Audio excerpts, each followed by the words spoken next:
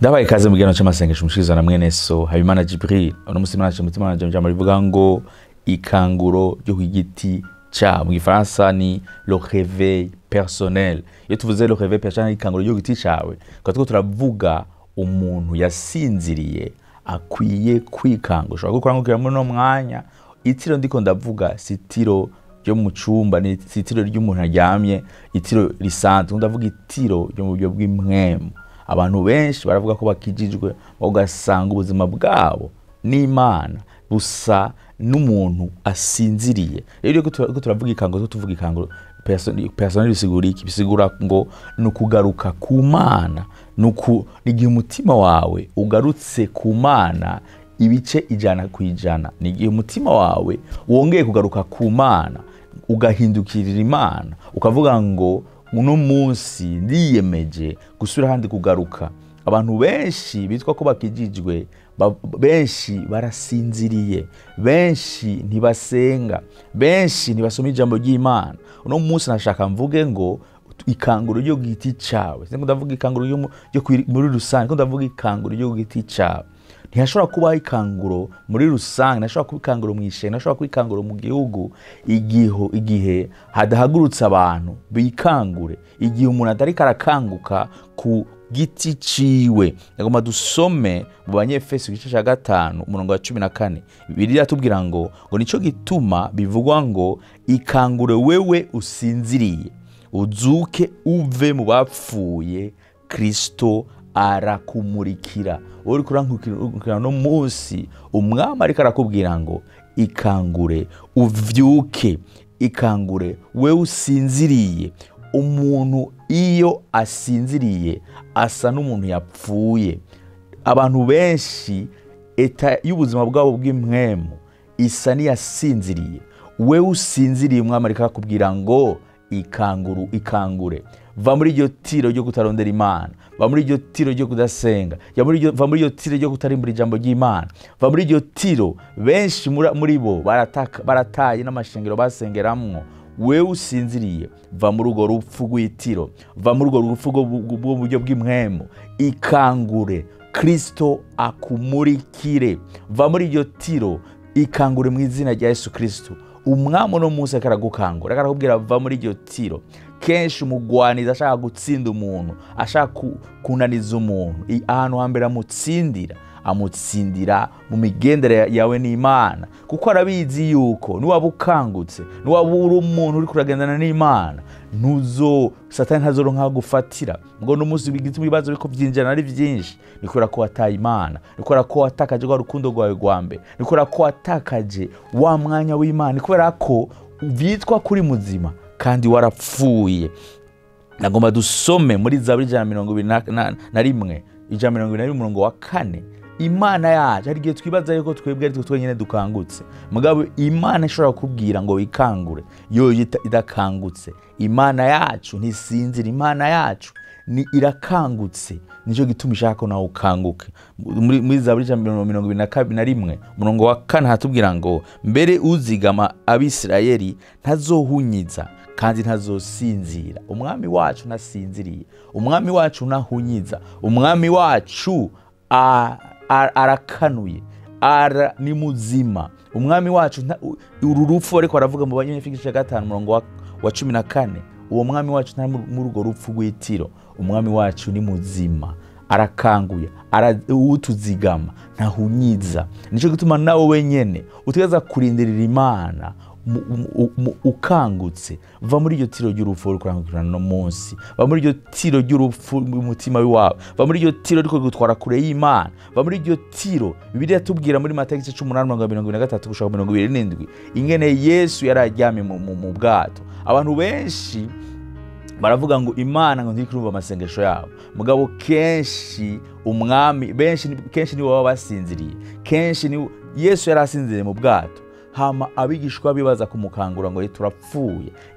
Yesu arababaza mbega muzogeza ryari kwizera? igihe Kristo ari muri wewe, igihe Kristo ariko agendana na wewe, ntukwiye kugira ubwoba. Abakristo benshi nibo basinziriye, nibo batariko rabona na realite. Benshi barasinziriye, vyitwa ko umwami wacu yarasinziriye, mugabo ntiyari kure yabo, yari kumwe nabo, yaraheje gukora ibitangaza vyinshi. Mugabo hakwizera yuko bari kumwe n'umwami wabo, batangura kuboroga. Niko bakristo benshi bameze uno munsi. Benshi baraboroga, baborogeshwa n'ibintu ataco vyobagira. Hakurangamiza amaso yabo, baraba umwami wabo, bizera umwami wabo. Wori kurangura uno munsi, reka kugira ubwoba. Wori kurangura uno munsi, reka kugira ubwoba.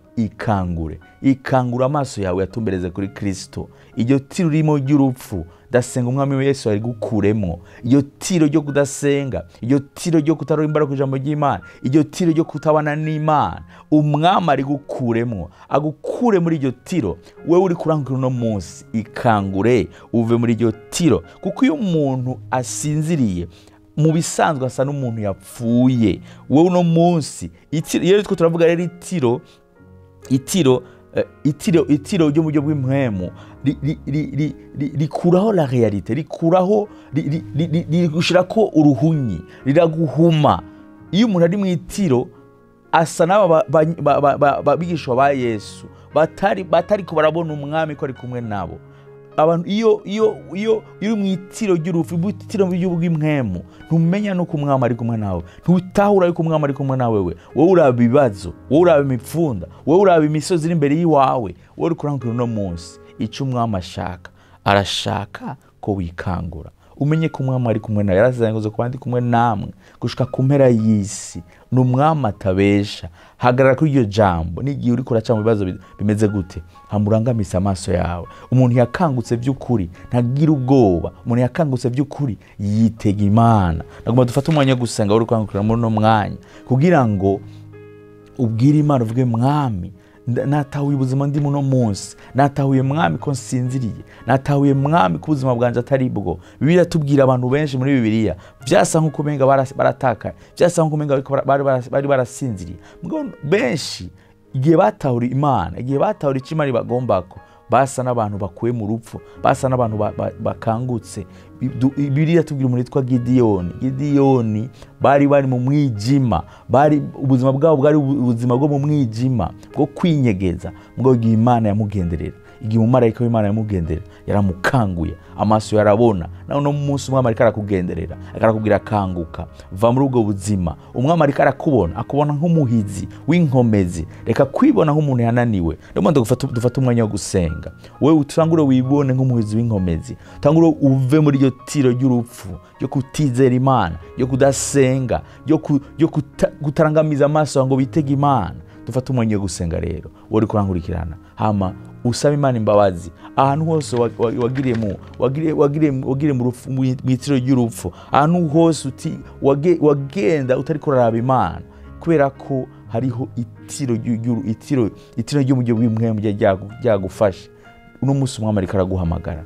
Rero hamagara Imana, uvuge mwami, sinifuza kuguma ndi mu itiro, ndashaka gukanguka. Kuko uno munsi ni wakanguka, uno munsi umwami arakumurikira, uno munsi Kristo arakumurikira. Data mbiza ndakurisa umuntu akarangurikirana mwami, mu izina rya Yesu Kristo. Data mwami, uri kuragendera mu mwijima wese mwami, ndamusengeye mwami, umukure mu mwijima, umukure mwami muri iryo tiro ry'urupfu, muri iryo tiro mwami rimutuma mwami atabona umwami wiwe, atabona ubushobozi bw'umwami wiwe, atabona ko umwami bari kumwe. Nkuko abigishwa ba Kristo batigeze bamenya ko Kristo bari kumwe mu bwato, baribagiye ubushobozi bwiwe. Mwami, ndasengeye no muntu mwami, ikintu cyose cyamwugara amaso gituma mwami atabona Imana, gituma mwami adakanguka, gituma mwami amaso yaguma ahumye, ndasenze kimurekure mu izina rya Yesu Kristo.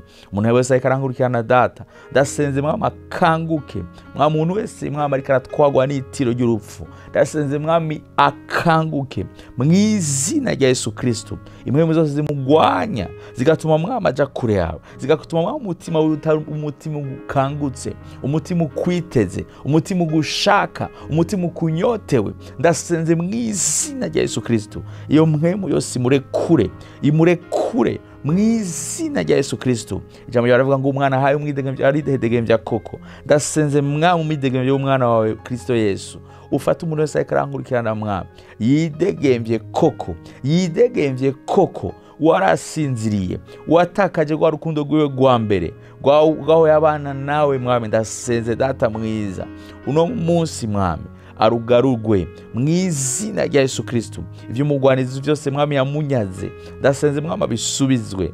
Imyanya yo gusenga, imyanya yo kurimbura kwijambo, imyanya mwami yo kuja kwishengero, ndasenze ivyo mwami yose yamunyaze mwami abisubizwe mu izina rya Yesu Kristo. Urakoze data mwiza kubigaragaje. Ndasenga nabo bona ko rangukirana mwami bafise ibibazo mwami, kubwo kudakanguka, batariko barabona ko Imana iri mu ruhande rwabo, batariko barabona ko Kristo atari kure yabo. Umugwanizi yaje arabiba ibintu vyose kuko abatakaje kwa rukundo rwabo rwa mbere, kuko ko batakaje wa mwanya wawe nawe ubo mwami. Ndasenze mu izina rya Yesu Kristo, ikintu cyose umugwanizi yabivye mwami, ikintu cyose umugwanizi yabivye, ivyo batakaje vyose mu izina rya Yesu Kristo babisubizwe. Aho umugwanizi yinjiriye hose, ndasenze mwami hugagwe mu izina rya Yesu Kristo, mu izina rya Yesu Kristo. Aho umugwanizi yinjiriye mwami kugira atere no muryango mwami, uburyo mwami buri financier mwami ndamunanije mwami umugwanizi mu izina rya Yesu Kristo. Uwo muryango ndawugaye mwami, aho umugwanizi yinjiye mwami kugira mwami bisange bari mu madeni menshi mwami, ndasenze mu izina rya Yesu Kristo. Uwo muryango wugagwe, ubagirire neza, ubacire inzira. Ndasenze mwami ahari amarira hahinduke mwami gutwenga, ahari ukwigirirwa hahinduke mwami kugushima mwami mu izina rya Yesu Kristo. Mwami umuntu wese afite ikibazo data mwami, nico ntariko ndavuga, wowe uraba mu mitima, wowe uzi ibintu vy'umuntu vyose mwami. Ndasenga umuntu wese akarangurikirana mwami, umuroranirize mwami, umucire inzira, akubone, umwiyereke mu izina rya Yesu Kristo. Ndasenga n'umuntu mwami ariko arangurikirana mwami afise ikibazo c'ingwara mwami, naco bitwaye ingwara afise n'igihe yimazemo. Ijambo riravuga ngo imishago yawe twarakize, natiyugukira. Uri karabara umutwe, natiyugukira. Uri kabara umutima uri kuriruka, ndasenze mwami yakira ugukira mu izina rya Yesu Kristo. Ubabara mu nda, ubabara mu mugongo, yakira ugukira mu izina rya Yesu Kristo. Uwo batuye ingwara mwami bitwa ko bidashoboka, ndasenze yakira ugukira mu izina rya bidashobokera abana bantu wawe birashoboka. Urakoze atameza kubona wigaragaje, urakoze atameza kubona wiyerekanye, urakoze atameza kubona ugaragaye nk'Imana itananirwa, nk'Imana ishoboye. Urakoze data mwiza, ndabise ndavyizeye mu izina rya Yesu Kristo. Amen, amen, amen. Ndize kuno mwanya wawe kubereye mwanya mwiza, watahuye ko ukwiye kugira ikanguro ryo mu buryo bw'igiti cyawe, ugiye gukanguka, ugiye kuva mu itiro ry'urupfu, ukabukora dukurikirana, ukaba biciye muri aya majambo ari Imana akoze mu buzima bwawe. Utwandike imiziguruzo meza cyawe munsi, udushingire nayo by'Imana ikirakora, ukaba naho igihe twako turasenga Imana haraho yakoze imbari ku buzima bwawe, imbari ayo wagucira inzira, nambari ingwara yagukijije, utwandike dushingire naye ivy'Imana yakoze mu buzima bwawe kuri izo meza cyawe munsi. Rero nawe utambuka inigano nk'aya mango, Imana ibane namwe.